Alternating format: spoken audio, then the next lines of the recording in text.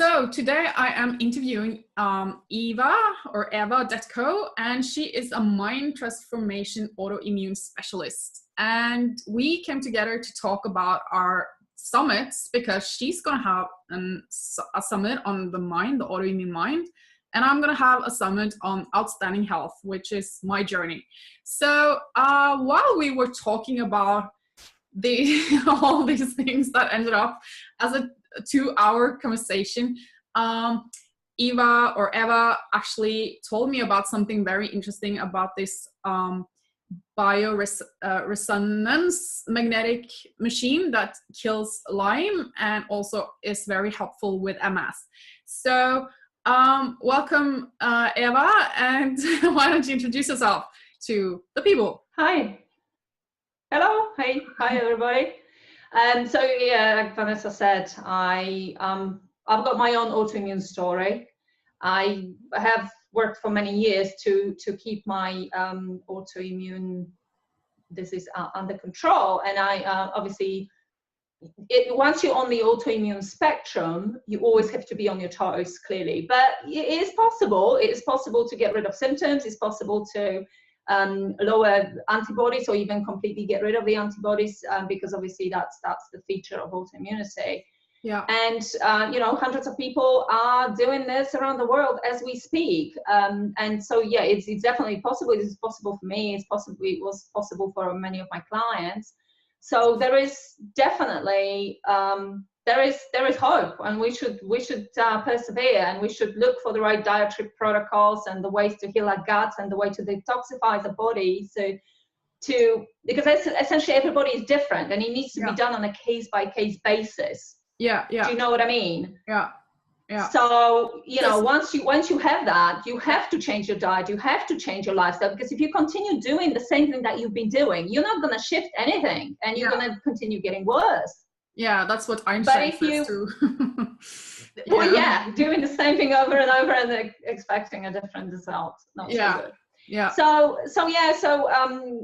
in my case, the mindset was very important for me, and clearly I've been studying various mind modalities, various mind therapies for many years, as I have been studying biochemistry in the human body and nutritional sciences for many years. It's coming to 20 years now, actually. Yeah. And so when I discovered that I actually had antibodies against my thyroid, there were already a lot of things that I knew I needed to be doing, and toxicity was a big one for me, and pathogens were a big one for me, as much as the mindset. So yeah, what I'm saying here is that it's not going to be one thing that is going to make people better. It's not going to be one supplement or one food that they're going to eat, one food that they're going to not going to eat. It's not about one thing. Autoimmune is so multifactorial, so multifaceted, that we really need to be looking at all those different aspects of health to in order to get it right. And like I said, everybody's an individual, so it's something that really, even if you take a dietary protocol that is anti-inflammatory in nature, there could be something there that your body will not tolerate, and you're not going to be getting better on this protocol. Yeah. So it's important. I can't emphasize this enough. It's a very individual thing, and everybody needs to figure this out for themselves. And if they can't, it's always a good idea to do some testing, particularly with allergy testing. And if, it probably is a good idea to actually work with a naturopathic practitioner or somebody who can help, because you're not going to always be able to figure it out yourself. Yeah. Mine has put me on this detoxing. My protocol doctor, he's also really good with everything nutritional, and he's put me on this detoxing thing. So there are many specters to getting the whole body set. Just for me to get on the D vitamin protocol, I actually have to be detoxified to get further, because I'm stopping at one stage, so there's so many perspectives of things that you actually have to take into consideration when the body gives signals that something is wrong. That's right, because all those symptoms is really the body's message. That's all it is. And And you know, a lot of people get a little bit irritated when they hear it, but the truth is, autoimmunity is not in genetics. Yes, there is a genetic element to it. Yeah. But in order to turn these genes on, there needs to be environmental factors involved. Yeah. So whether it's toxicity, or whether it's pathogens, or whether it's stress, you know, the genes are not going to turn themselves on. So you can easily have a genetic condition of whatever kind and never know about it. Yeah. But of course, there are so many different things in our environment, particularly and in food, and particular issues with toxicity these days. You know, we're surrounded by toxins, we're bombarded with toxins. And this is one of the reasons why autoimmunity is on the increase and will be increasing in terms of its prevalence. Because there are so many things that can unsettle the body and the immune system. It's becoming very easy to upset our immune system because of the environment that we live in. So, and when we're talking about, the reason we started talking about bioresonance is because you told me about your story, and you told me that you're waiting for your diagnosis, I think, at the time, weren't you? I'm still waiting for my second checkup. My protocol doctor says it's MS, but the Norwegian system needs the second scan to confirm that. They don't say it's MS at the moment. I don't want MS, so I'm fine, like in that regard. But yeah, I'm still in this season of learning a lot about MS and everything that's going on. So I want to find the means that I can use to actually help me cure this stuff.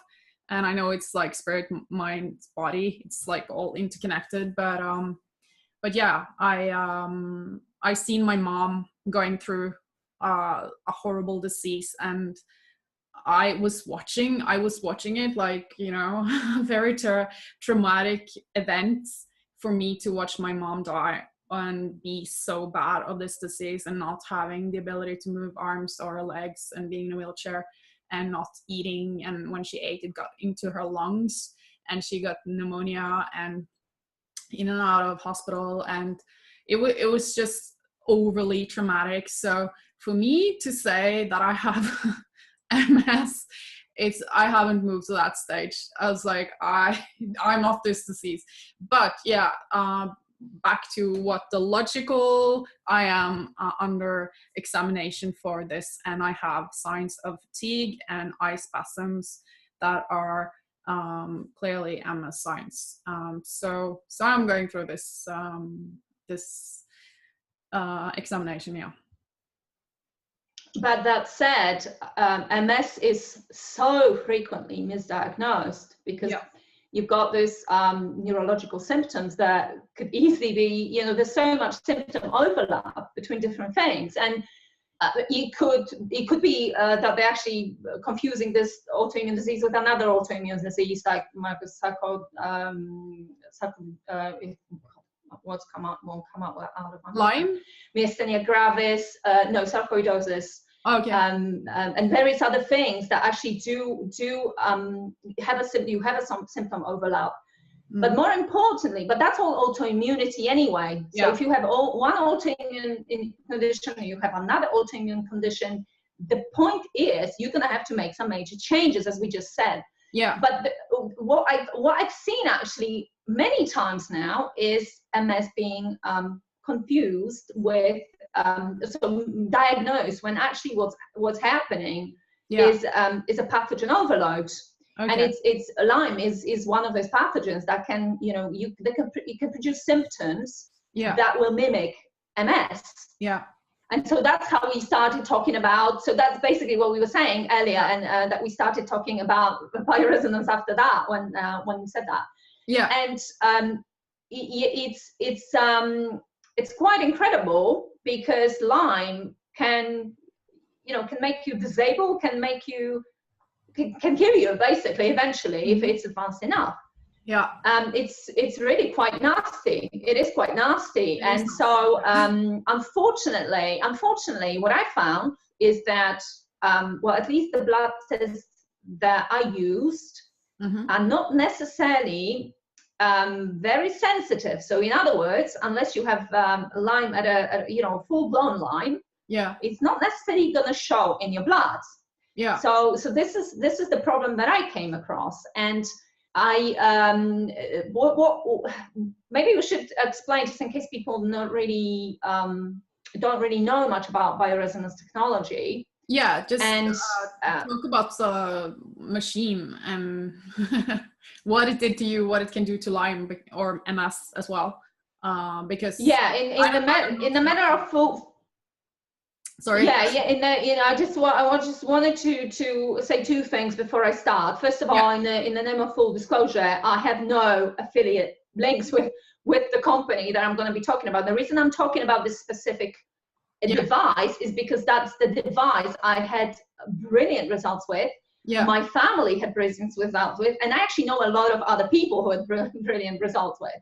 So with this particular kit, so it's not that I single this kit out because I'm getting something. I'm not. This is something that you and I talked about, and I thought you really need to know about this. And that's how this conversation came about.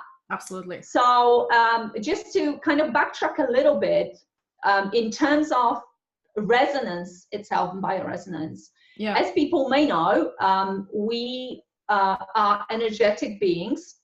And we, for one of a better word, we vibrate. Everything in the universe does, really.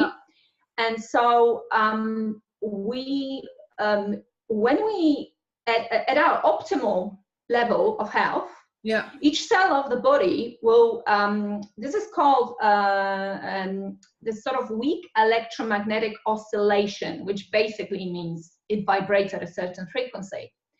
So our cells and our organs, our whole body vibrates. And so that's what that technology taps into. And you may actually be or not be aware, and your viewers as well, that this actually goes back, the basics of this technology go back to the 70s. And there were these two guys. There was Dr. Morell, and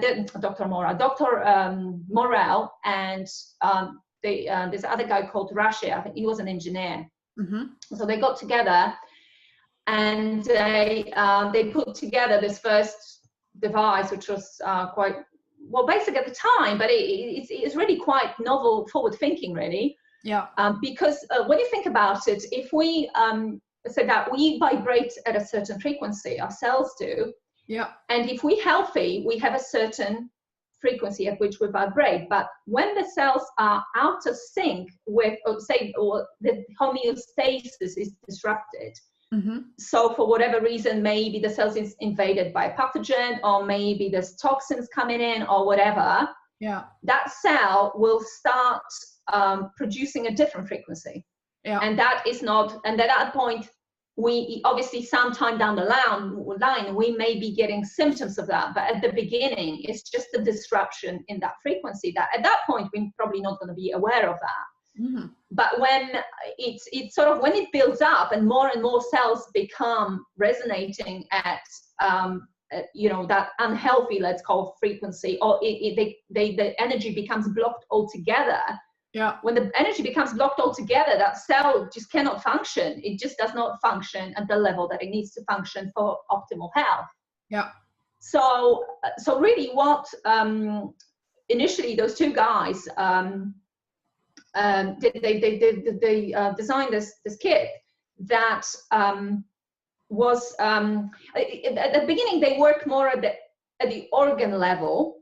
But of course, the technology in the last decade or so has moved on so much that now we're really working at a cellular level with this. So there's two things here. First of all, we can pick up the frequency at which the cell vibrates. So that electromagnetic oscillation can be measured. And that is related to the device, and then because it has all those different things programmed in, and it knows exactly what's healthy and what's pathological, and it can make that distinction, and then it knows whether that cell is healthy or it's got an energy block or it's in some way compromised. And so it can read that, so we can get an assessment of where we are. So that's the first thing that can happen, so we can get an assessment of where we are. So when you also go into when your first consultation, you go in and you measure it that way, like, is that and then that's right. So first, that's correct. So you're assessing where you are energetically, but it actually also gives you information about your micro element status and your genetic predispositions, and anything that affects you in your environment, like, for example, EMFs, like your mobiles and computers, and how much of an impact that has on your own vibration. Okay. And on your own electromagnetic field, because some people are more sensitive to those things than others. Yeah. And more importantly, what it gives you, it gives you a pathological profile of what goes on in the body in terms of pathogens that shouldn't really be there. Yeah. So the reason why it can do that is because we know at which this has been measured. I mean, studies on the biophysical and bioresonance studies have been coming out of Germany, Russia, Japan, and America for many years. Yes. So we know that everything vibrates, and we can measure that. So if you measure the frequency with which, for example, a certain strain of LYME vibrates, you can then generate a frequency that agitates the pathogen. And when you agitate it and agitate it and agitate it, eventually it basically, what happens is the membrane, the cellular membrane bursts, and that's how you kill it off. So the machine that agitates it, that's the machine that does. Yes. Yeah. Okay. Agitation. Okay. Gotcha. Yes. So the machine, first of all, measures what it is that you have in your body. So when I actually first got assessed with it, I had, I think if I remember correctly, 17 different co-infections. Wow. Okay. Yeah. So when we're talking about pathogens, LYME is just one, and there's many strains of LYME, by the way, it's not just one. Yeah. But LYME is a parasite, and that's just one thing. There could be many other things. You could have fungal infections. Okay. You can have all sorts of bacterial infections. You can have viruses that just sit in your cells, disrupting the cells. Yeah. And you get various symptoms, maybe neurological symptoms as well. Yeah. But you kind of putting it down to other things, but essentially what's going on is those pathogens are wreaking havoc in your cells. Okay. And that's as a result of this, that the body and the immune system becomes really imbalanced and unsettled, because essentially what happens then is this: the immune system knows that those pathogens don't belong there. Okay. And it will start throwing a response, because that's what the immune system does. Yeah. Yeah. But when the body is weakened for whatever reason, maybe toxicity, maybe other things, maybe you eating foods that you actually not tolerating very well, the immune system starts working overtime to get rid of those pathogens, and it becomes so desperate to get rid of those things sometimes that it can go a little bit haywire. And that is, that could be one of the things that is behind autoimmunity. I mean, there's loads of obviously things that could trigger. But it's that desperate attempt to actually remove the things that are not there, but it's struggling because maybe it's weakened, or maybe it's out of balance to begin with. And so when it comes across a pathogen, it just can't cope, basically. So a lot of the time that could be the case, right? Yeah. And so with this device, what then happens is, over a period of time, because it's not an overnight thing, let's just say, right? Nothing in the body happens that quickly.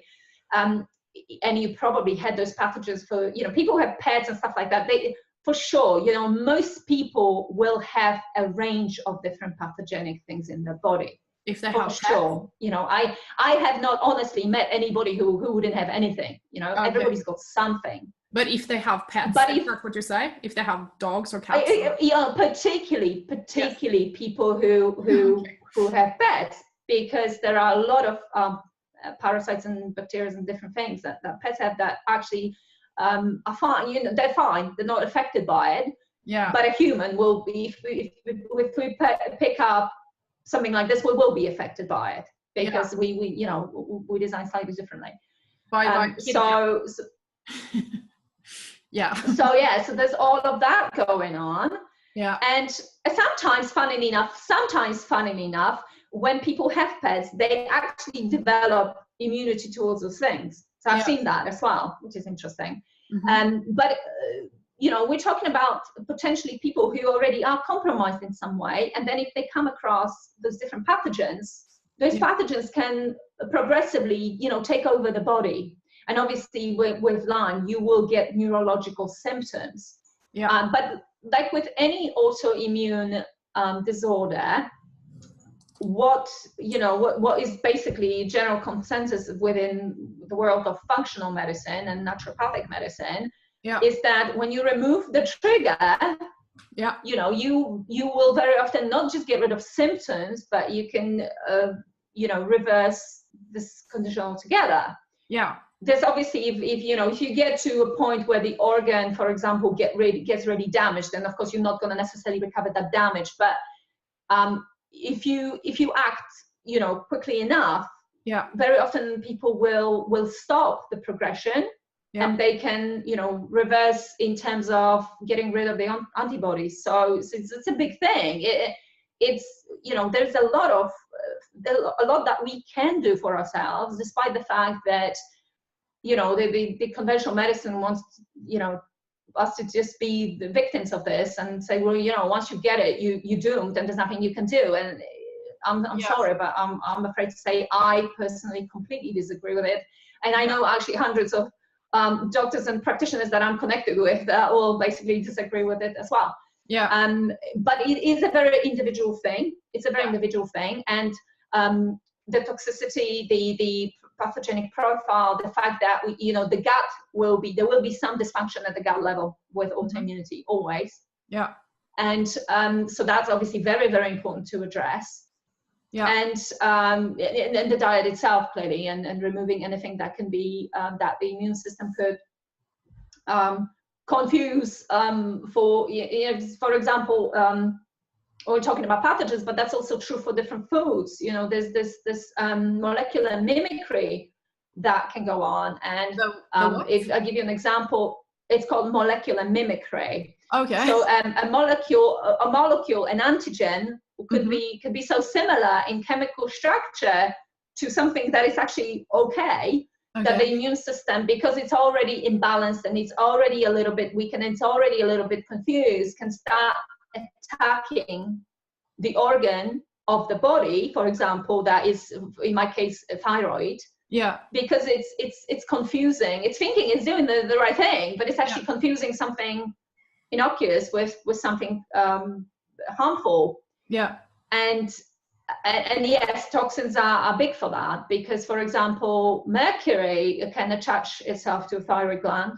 And then the immune system will go and try and destroy the thyroid gland, because it's essentially trying to remove this toxic element. Do you see what I mean? So there's all sorts of things that can go on. But the message is definitely, we should definitely never give up and think, oh, there's really nothing I can do here. Because there is an awful lot that can be done. You just need to find what works for you. And it is a largely individual thing, because of all those different hundreds and hundreds of different things that can be, going on. So yeah. Does it kill off Epstein-Barr virus as well? Does it help towards that? Yes, because I had it. One of the co-infections I had was Epstein-Barr virus, actually, funny enough. And many years ago, I suffered with ME. Chronic fatigue syndrome, if you know it as a chronic fatigue syndrome. And I was completely debilitated. I could not get out of bed in the morning. In fact, at the very beginning of it, I would get out of bed and literally within 2 hours of my day, that would be it, 2 hour day, and then go back to bed because I couldn't function. I know everything about that. I know. So, but that's the thing. You think that you got rid of it, and that's what I thought. I thought, well, slowly, very slowly, I made a lot of dietary changes. I made a lot of lifestyle changes. I, at the time, actually the mindset played a big role in recovering from ME for me as well, clearly. Yeah. Because it's the adrenal connection. But you kind of think, oh, okay, so I got rid of it because I'm doing pretty well, and it's all very well, right? Yeah. But it's still there. It's still there. And when your body, and it's just waiting for you to make the wrong move, or your body to get a little bit weaker for some reason, and it can easily strike again. So in my case, I thought I'd got rid of it, but I never got rid of it. And it was only recently when I had the Bioresonance scan that it turned out that the Epstein Barr was still there, alongside, I think 17 other different things. Yeah. And LYME was one of them as well. I did have that. I didn't have it very advanced, but I did have it. Yeah. And so then, of course, when you work through your sessions, because like I say, it's over time, and you do need to be patient, and you need to make those other changes as well to support the body. Yeah. Because when you eliminate pathogens, and that goes for any detoxification protocol, and it's essentially, when you burst a pathogen open and the guts, so to speak, spill into your bloodstream, now that has to be removed. That's pure toxicity, right? Yeah. So your body needs to be supported to deal with the removal of those toxins that you're releasing, because I think a lot of people, I know a lot of people, when it comes to detoxification, make a ginormous mistake whereby they think, right, okay, well, I'm just going to take this herbs, or I'm going to do this detoxification protocol, or that, or fast, or whatever. Yeah. And that's all very well. But now you've released the toxins out of the cells. If you don't put enough emphasis on binding them and removing them, or sweating them out, or because we have different channels of elimination, and you do need to support all the channels of elimination, so that those toxins are out of the body. There's no good to just free them and not fully get rid of them, because that can make you very ill. That can actually make you tons worse. And actually, people may relate to that when you first go on detox programs and you get this first couple of days of feeling absolutely crap. This is the healing crisis. This is what I'm talking about. So you don't want to do anything too drastic, because if you already have a condition, your body's already struggling, okay? And doing anything, and particularly if your adrenals are weak, doing anything too drastic in terms of detoxification, you have to be careful, because you could be weakening your body more. Yeah. So again, it's a very individual thing. It has to be done at the right pace for the individual. Yeah. Do you understand what I'm saying? So when you say that those bugs crack in your bloodstream and their poison comes in your bloodstream, how do you fix that? Do you drink water, or how do you get it out of the system? So basically you break the cytoplasm, the insides, the guts of the pathogens, get released. And so this obviously our main organ for detoxification is the liver. And there's all sorts of ways to support the liver, and through such a protocol, which, or whatever detoxification protocol, you do need to be supporting the liver. Yeah. So whether it's using, bitter herbs, or maybe glutathione is obviously the one of the most powerful enzymes that we have. What and very important, because glutathione. Okay. Oh yeah, the one that's in the NAC. I don't remember what it's called, but it's like a product called. It helps the stuff. It's a precursor. That's a precursor. Yeah. So anyway, so there's so obviously liver is the organ there, and it works really, really super extra hard most of the time because of all the toxicity we have in the environment. Yeah. And on top of that, we do have organs of elimination, the biggest one being the skin. So if you go on any detox programs, and I know this can be particularly hard on people with skin conditions, because my husband is on an autoimmune spectrum as well, and his problem is the skin. So I know firsthand on how tough that can be when you're trying to detoxify, because when stuff comes out through the skin that is already irritated, Yeah. It can be, it can be really, really hard for but it needs to be done. And then obviously if you do it at a pace that is right for you, you eventually get through that. And, that's what happened to him. He went through a couple of months we had quite rough, really rough, but he's through that now, and it's all a lot better. So the skin, sweating things out works pretty well. Okay. And if people can't exercise, because not everybody is going to be well enough to go and do an exercise program that will make them sweat, then obviously things like saunas, infrared saunas in particular. Oh, yeah. Yeah. Yeah. So that's an excellent way of getting rid of some of this toxicity. And then we've got our digestive system and our colon. And so that's one route of detoxification. And if you want to effectively detoxify through your digestive system, then it's a good idea to take a product that will bind the toxins in your digestive system, and then you remove it by going to the toilet. Yeah. And there are a couple of products that I would recommend that I have used, and they work a treat. One of them is zeolite. And the one that I'm particularly keen on, actually, because it really, I don't know where I would be without it through all this pathogen process that I went through and detoxification of that, is called Enteros gel. Okay. I don't know whether you've heard about Enteros gel. No. But essentially, it's a substance that is not digested by the body. All it does, it binds stuff, and you remove it, at the other end. It comes out the other end. Yeah.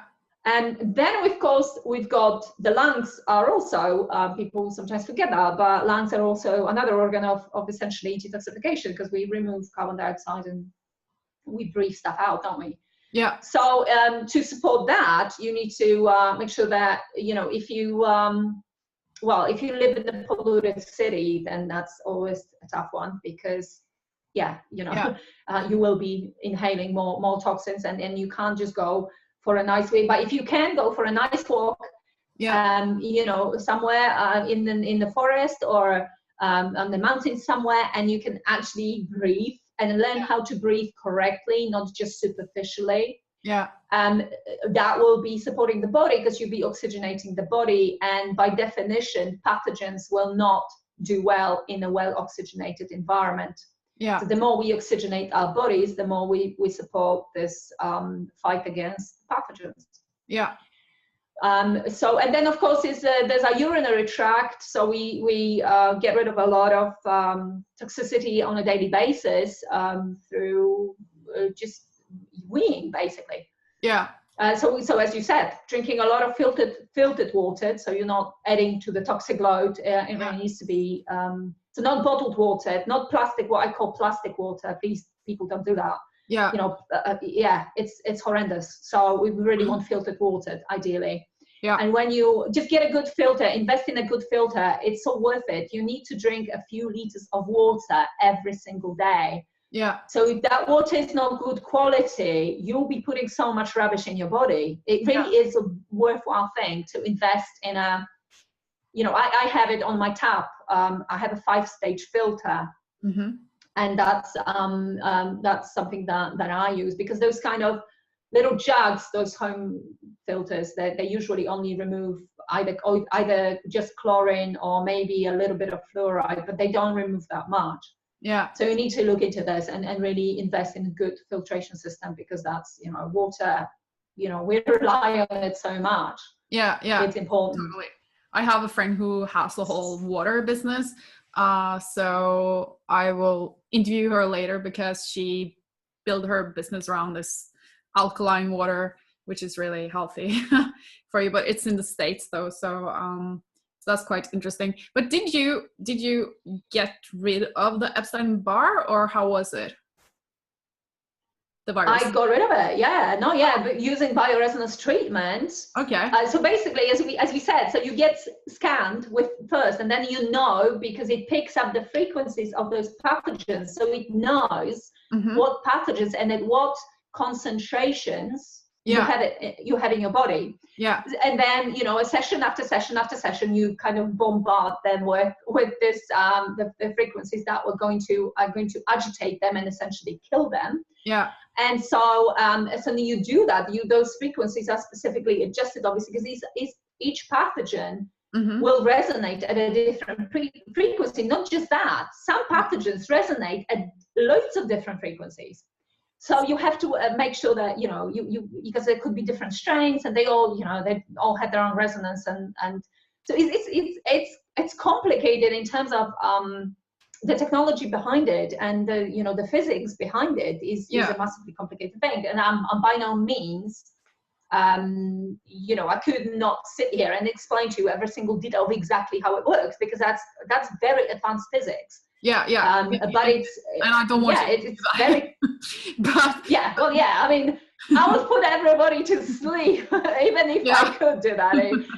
So there's no, but the point being is based on a very solid premise that everything vibrates, and we just need to make sure that our very delicate balance in the body, so that electromagnetic oscillation that is basically promoting health and healthy cells, is what we want. So we want to restore that.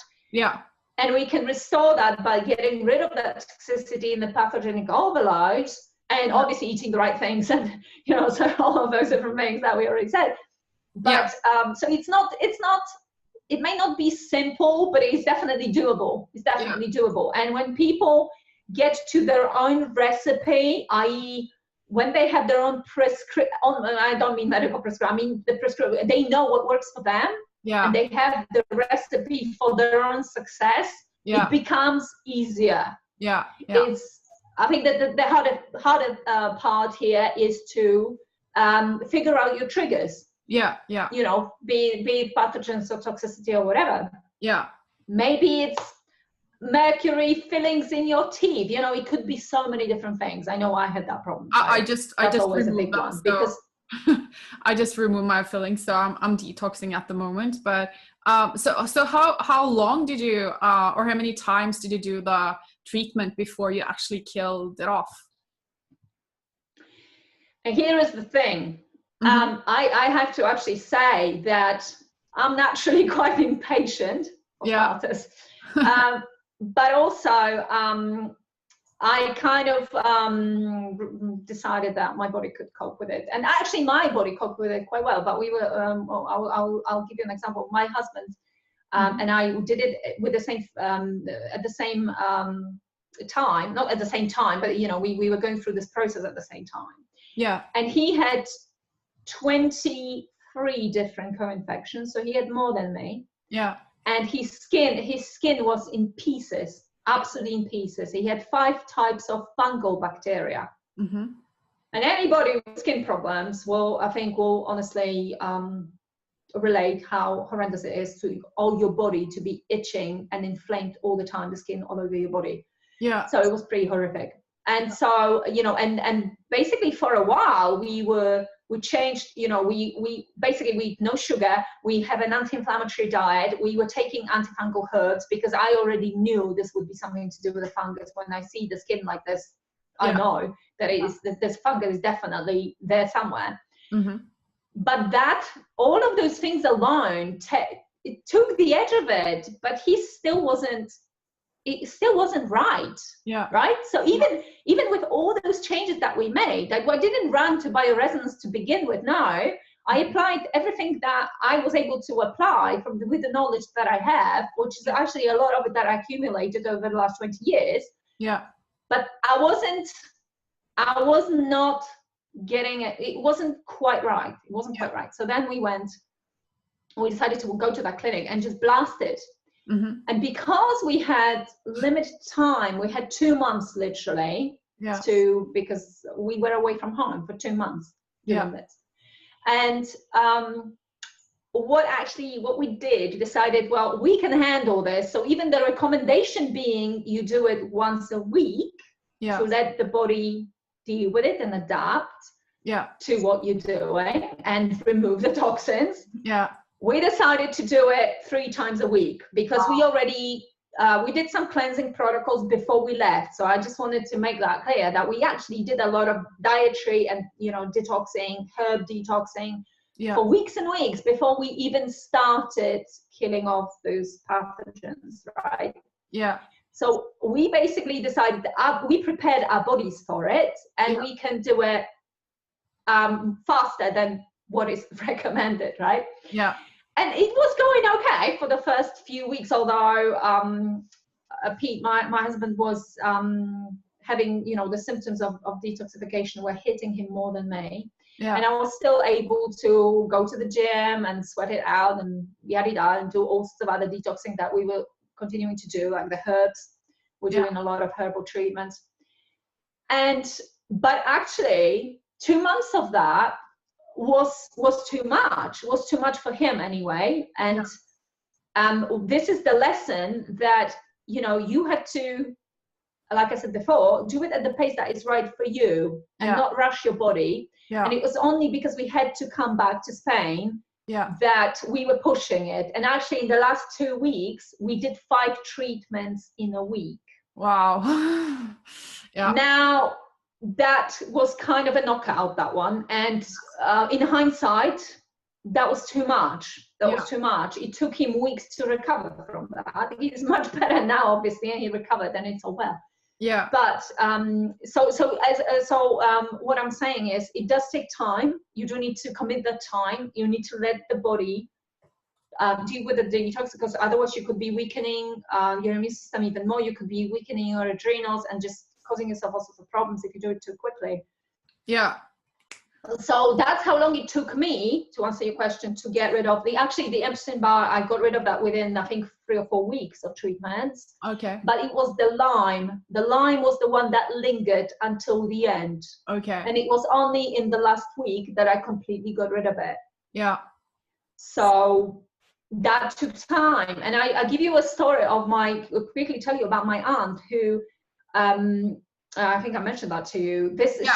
She is the most profound case that I know personally. Yeah. This woman, right? She thought she was dying. She basically, she was by the time she found bioresonance, she was practically disabled. Yeah. She completely used use of her legs. Mm-hmm. She was so skinny that she looked, you know, completely anorexic, and she, for a person who's quite tall, she weighed 40 odd kilograms. Yeah. So it was very, very, and she basically assumed that she had cancer, and that's why she was losing so much weight, and that she was basically on her way out. Yeah. So when she went to that clinic, she actually spent 6 months getting rid of her Lyme. She had very advanced Lyme disease, basically, and that was it. She spent six months of doing the bioresonance treatments, and actually she did use Rife, because you asked me about Rife. It's a slightly different device, but the idea is that you actually still the same idea, that you're agitating the pathogens in order to kill them. So she was doing that. What is the name of the one that you used in comparison of the one that I used is called Sensitive Imago. Okay. And that's quite a futuristic piece of kit, and you feel a bit like you're on Star Trek. With all the sort of beep, beep, beep, beep, beep, beep, and flashing lights and everything. So but that's does it no, God, no, it's completely non-invasive. It's completely non-invasive, because essentially all you're doing is you're just being it's all electromagnetic frequencies. And you don't, you know, even if you use your mobile phone, you're being bombarded with ridiculous amounts of really, this is actually, mobile phones are bad, because this is completely a frequency that does not agree with our bodies in the slightest. But you don't feel it. Yeah. It causes you damage, but you don't feel it. Yeah. So no, it's completely, it's completely non-invasive. And how long does it take? About one session? How long? How many? The session itself can take up to an hour. Okay. But it just depends, between 30 and 60 minutes usually. Is it like? But my aunt, after 6 months, let me just tell you, my aunt started, you know, she recovered completely. She gained weight. She's a healthy weight now. She's back to doing exercise. She's just back to living a normal life, which she practically lost, and it was Lyme. So yeah, that does happen. And you know, in Poland, Lyme disease is quite prevalent because people like to go and, you know, do the, you know, mushroom picking and berry picking in the forest and stuff like that. Or people do that a lot still. So they expose themselves. And besides which, Lyme can actually be, we used to think that Lyme, you need a tick to give you Lyme, but that's not true. There are other insects that can carry it, including mosquitoes. So that's why it's becoming more and more prevalent, and it's destroying people's lives. And bioresonance is that one thing. I mean, they you know, people do use various other things, and there are some conventional methods that, you know, drugs and stuff like that people use as well. But this is non-drug based. It's completely, you know, you don't feel anything. And essentially, once you got rid of that pathogen, it readjusts the frequency of your cell, so the cell can become healthy again. So that's another thing that thing does. It doesn't just remove stuff. No, it basically restores the frequency at which your cell should have vibrated in the first place. Do you see what I mean? So so it removes those energy blocks, removes what doesn't belong there, and restores the frequency. So does your does your aunt does she is she like taking the treatment still, or is she like how what does she do now? She's like 100% well again and all good? Yeah, she is 100% well again, and she doesn't. I mean, she monitors herself like once a year or something like that, just in case she's picked up some other things, because we can pick things up and get rid of them all the time. You know, it's not just because you got rid of Lyme disease once doesn't mean if you pick up a new infection, you need to get rid of that infection. So obviously, I think maybe she does it once a year, something like that. Just do the screening. To see what's going on in the body. I mean, if somebody is concerned, maybe they want to do it twice a year. But essentially, in her case, the Lyme disease was causing havoc in her body for many, many years before she got the symptoms, and before she got to the point where she couldn't walk and she couldn't function. That took time. You know, that doesn't happen overnight. And you said also it the treatment also worked for MS patients. What I actually said is, a lot of it, I know actually quite a few people who are diagnosed with MS, but essentially when they remove the pathogenic situation that they had, whatever co-infections they had, including Lyme, they no longer had symptoms of MS. So read into it what you will. Did they not have MS in the first place, or is it that they had the pathogen and the pathogen actually caused them to have autoimmunity and MS? But because they removed the trigger, or the root cause of the condition, then essentially the symptoms went away, and they basically, when they're being examined for MS, the doctor says you no longer have MS. So, you could say, well, maybe they didn't even have it in the first place. It was just that the infection was causing the symptoms that were being confused to be MS. But obviously pathogens can trigger autoimmunity. They can trigger it. So it may be that somebody will actually have MS, but because they still have the pathogen, the MS is getting worse. But when they remove the pathogen, the progression stops. So do you see what I mean? So there could be, various things going on there. So where do? But for sure, my belief, and honestly, from everything I've seen, everything I've read, everything people I have worked with, and the case studies that I know about in terms of bioresonance, I know that pathogens are really, really a big part of the overall picture.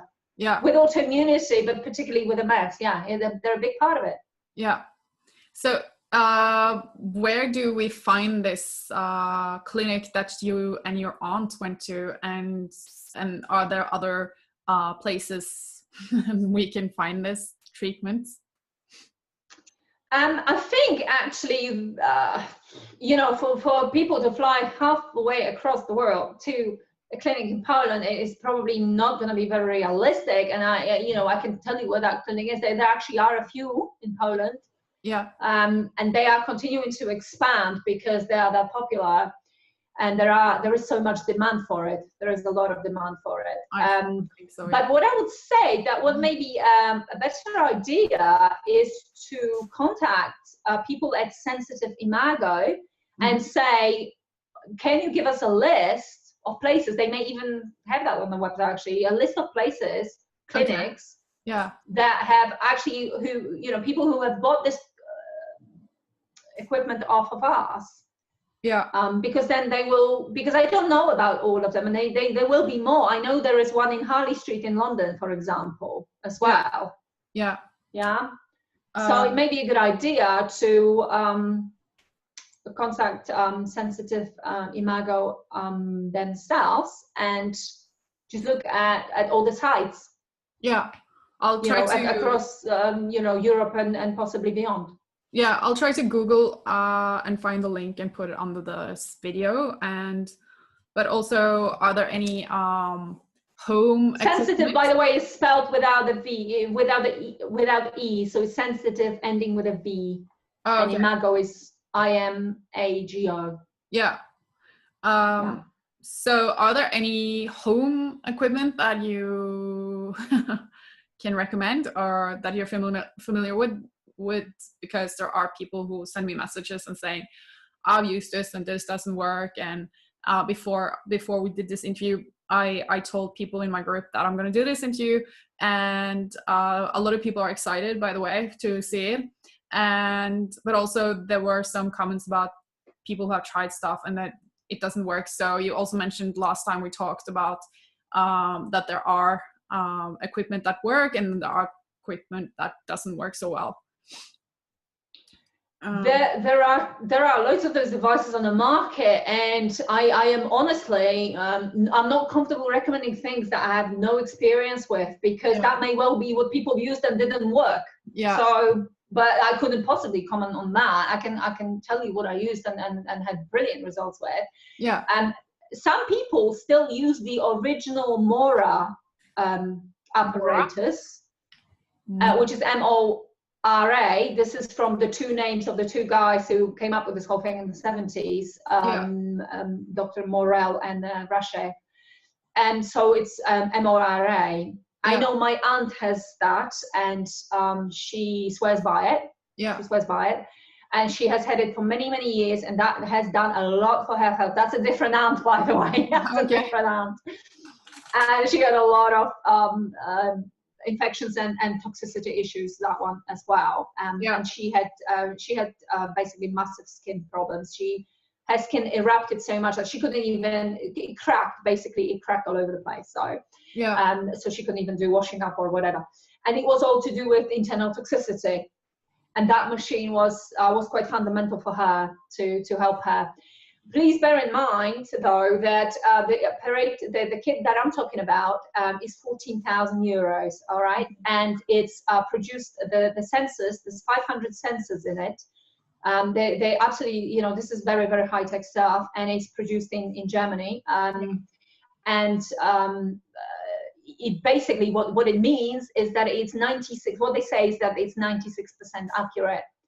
So that's the Sensitive Imago. That's the one that I've been talking about using myself, and the results that I had. Okay. There are all sorts of cheaper devices out there, but it's quite simple. If they're less advanced, and they're produced in China or somewhere like that, then they will not have the same. There's no way that they're going to have the same quality, and that means that their effectiveness is not going to be the same. So there's something to consider there. There's also another device. There's quite a few handheld devices, basically, that I've come across. Okay. And for the love of me, I don't remember the name of all of them, but I know there's something called Power Tube as well. What? Sorry? And Power Tube. Power Tube. Okay. Yeah. That's a handheld device. Essentially, it's also bioresonance, but it's a lot more simplistic. Okay. It's a lot more simplistic. I think, you know, as I understand it, it aims to regulate your frequency, but whether it's so specific at killing pathogens, I don't think it is. Yeah. But it's still what it does, it corrects the homeostasis of the cells and the organs and the body. Mm-hmm. So when the body is more in balance and in sync, then it has a higher ability to fight those pathogens on its own. So that it's got its application. It's just not as advanced. Yeah. But you know, but it's cheap. It's a couple of hundred, you know, pounds versus 14,000. You see what I mean? That's the difference. Yeah. You do, in this case, you get what you pay for sure. So if you want this home device, is it just buying it and just start like putting it on yourself, like treating yourself, or do you have any tips to people who wants to buy something like that for themselves? People need to research this for themselves, really, because you know, like I said, Mora, for example, that's been around for a very long time, and there will be different models of it, obviously, and produced by many different people. So I would, you know, that's the thing. Once technology starts to catch on, people sort of start realizing, hey, this is powerful stuff. Let's copy this. Yeah. There could be, you know, also people trying to copy this, and some will be doing this more effectively than others, clearly, and better than others. But once you've got it, the home use one, you will get obviously instructions and train. If it's a good piece of kit, you will get some training with it, or at least some online training with it. Yeah. Or at least some really, really good manual to tell you that, you know, perhaps, you know, you should start really slow and just judge your response. Yeah. Because like I said before, if you just hammer yourself with this thing and you start releasing all sorts of toxins, you probably feel really, really bad to begin with. Yeah. So you need to ensure that the progression is right for you.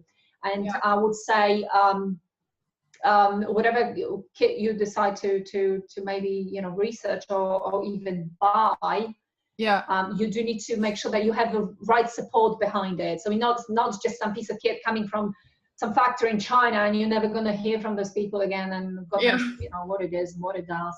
Yeah.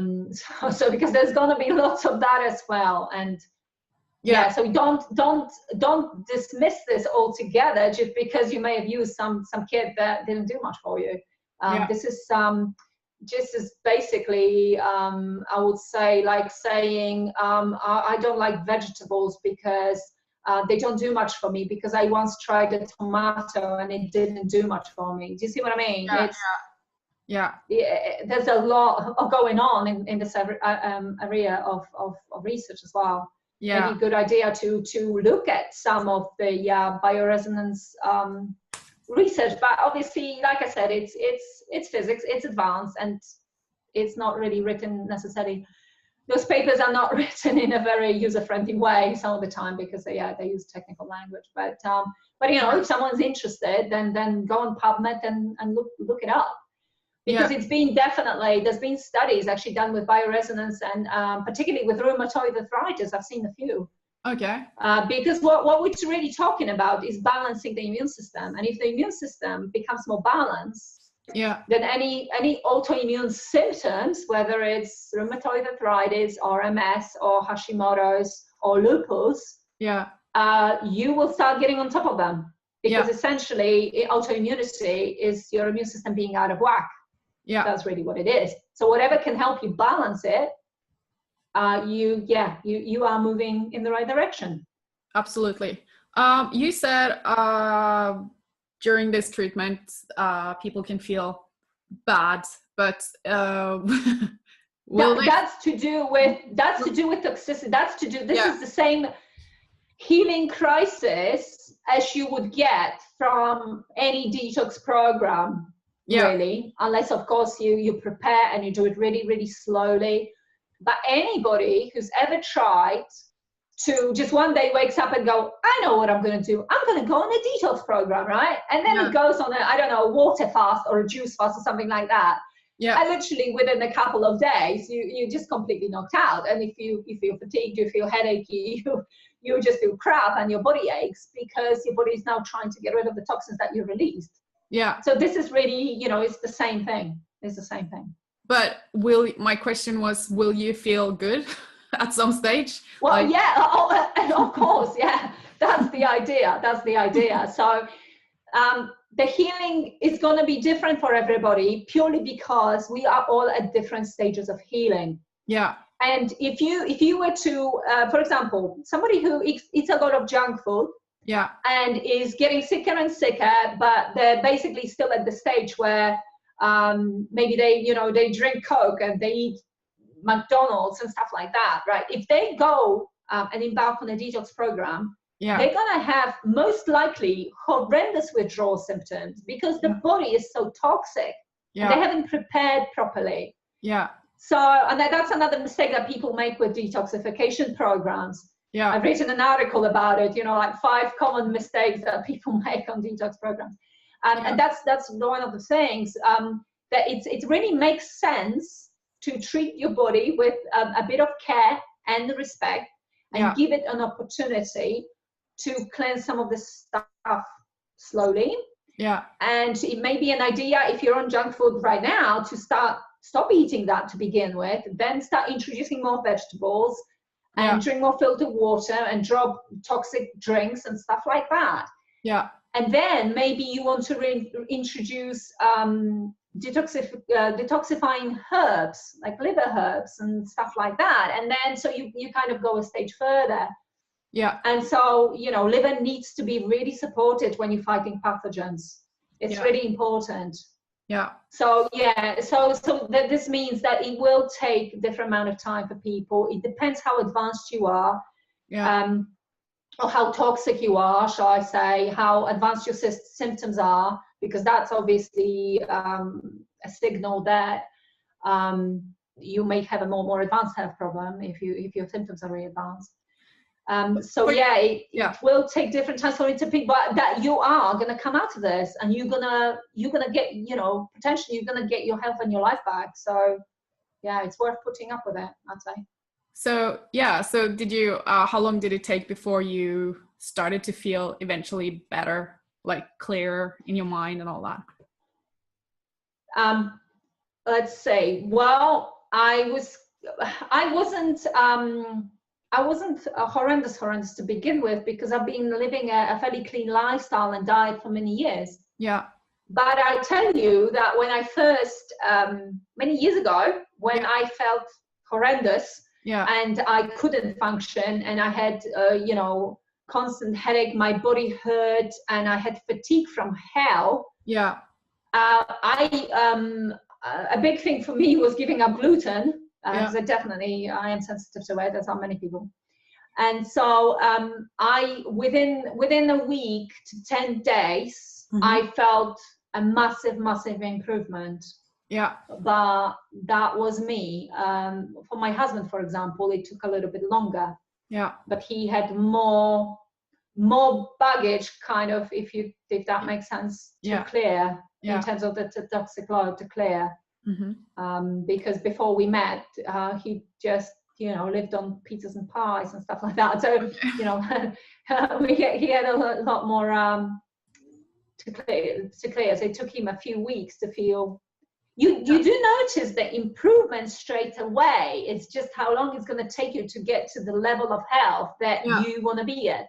Yeah. Because there are improvement. Within a few days or a week, you will see that something's changing for the better. And in fact, I'll tell you this, if you're on any program and you don't feel any difference within a week to a couple of weeks, it's not right for you and you need to go with something else. That's a good advice. So you should be definitely you should be feeling some improvement.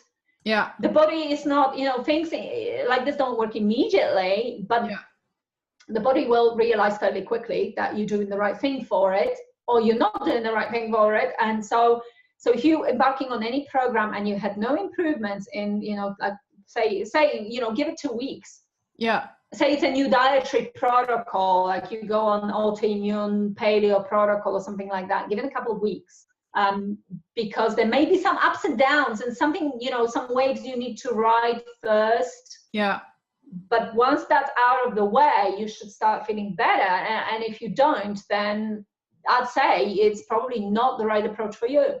Yeah. Yeah. And there could be something else going on in the background that you still need to be looking at, would be food allergies or heavy metals, or as we keep saying all along, pathogens. Yeah. Yeah. I think that video from Alice Cooper, Poison, that just keeps playing in my mind, and it's like, you know, heavy metal. It's just really funny.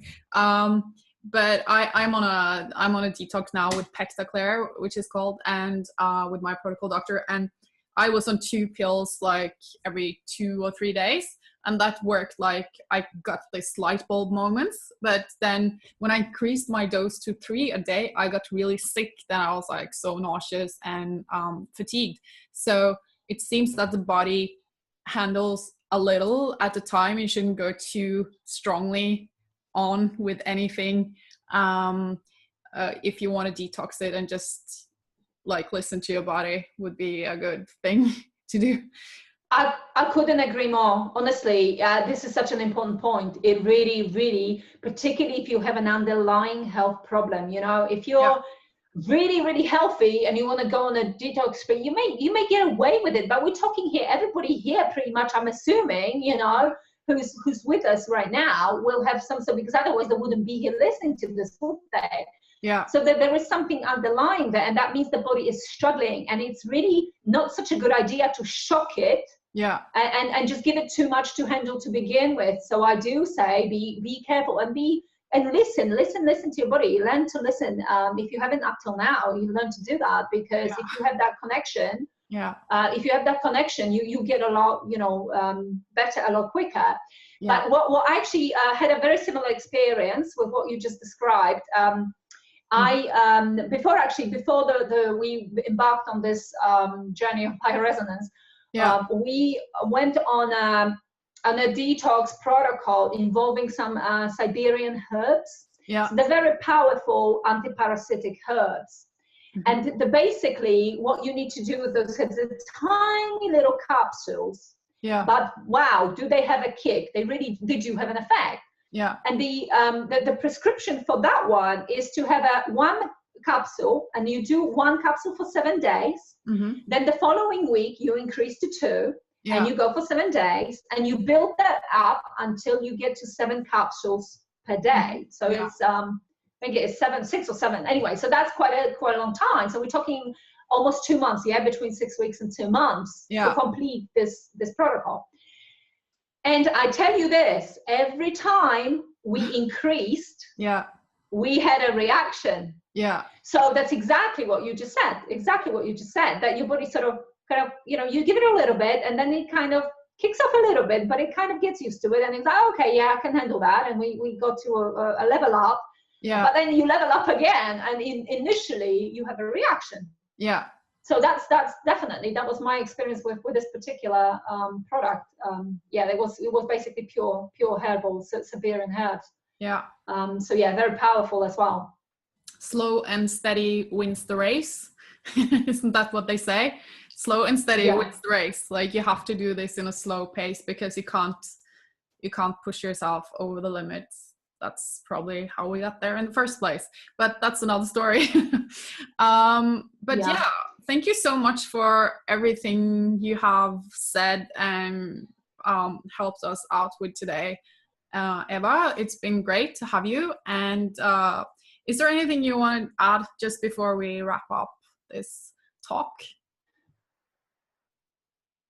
Well, thank you for for great that we could have this conversation, because even if there's one person out there who's going to benefit from it in some way, then that's great, and I love that. And it's all about sharing and creating a supportive community, because Yeah. we sure as hell, as my experience shows, we don't get this support necessarily so much from the conventional side. So No. so I think, you know, Yeah. having support and sharing stories, and you always have to realize that just because something works for somebody else, there is no guarantee in that it will work for you. Yeah. But if it's a safe thing to try, and you may benefit from it enormously, then my approach always is, wow, I'll go for it. Unless there's major consequences, then that's another thing.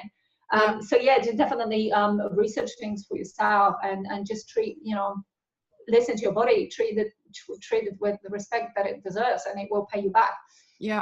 With, you know, good health and vitality eventually when you get there. But can I just say that if we were talking about mindset earlier, and my summit is called Autoimmunity: The Mind Factor, and it's going to be a great event. We've got so many brilliant speakers already confirmed, and so this is all about developing and nurturing mindset to help you heal.